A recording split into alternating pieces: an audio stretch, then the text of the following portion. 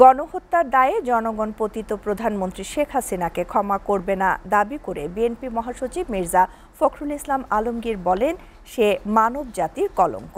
গণ অভ্যুত্থানের প্রথম বর্ষপূর্তি উপলক্ষে শেরেবাংলা নগরের জিয়া উদ্যানে বৃক্ষরোপণ কর্মসূচি উদ্বোধনের আগে সংক্ষিপ্ত সমাবেশে প্রধান অতিথির বক্তব্যে তিনি বলেন, ভিন্ন মত থাকলেও সবাইকে নিয়ে রেইনবো স্টেট গঠন করবে বিএনপি।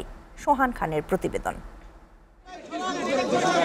2024-এর গণ অভ্যুত্থানে শহীদদের স্মরণে মাসব্যাপী কর্মসূচির অংশ হিসেবে শেরেবাংলা নগরে জিয়া উদ্যানে শহীদদের নামে যৌথভাবে বৃক্ষরোপণ করে কৃষক দল ও আমরা বিএনপি পরিবার।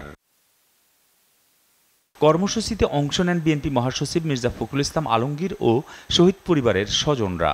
বৃক্ষরোপণ কর্মসূচি উদ্বোধন করে 24-এর শহীদদের নামে নিমগাছ রোপণ করেন দলের মহাসচিব মির্জা ফখরুল।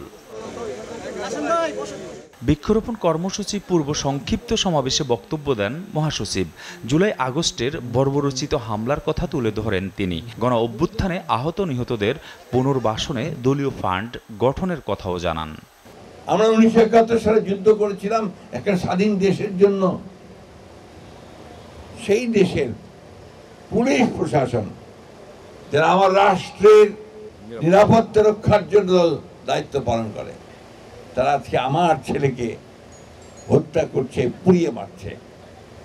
কি নির্মম নৃশংস অমানবিক! এই জন্যই হাসিনাকে কোনোদিন ক্ষমা করা যাবে না।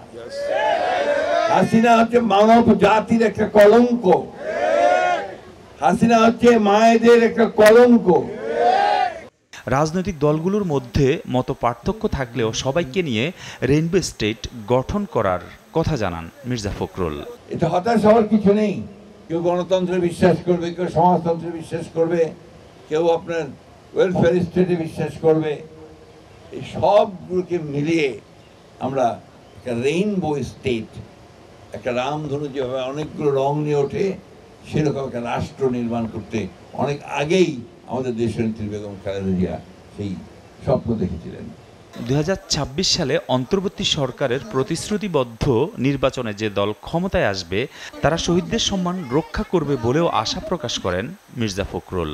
আমার কতজন শহীদ হয়েছেন, আমার কতজন নিহত হয়েছেন, আমরা কত ত্যাগ স্বীকার করেছি, ওটা আমার কাছে মনে হয় এরকম স্বার্থপরতার একটা ব্যাপার আছে।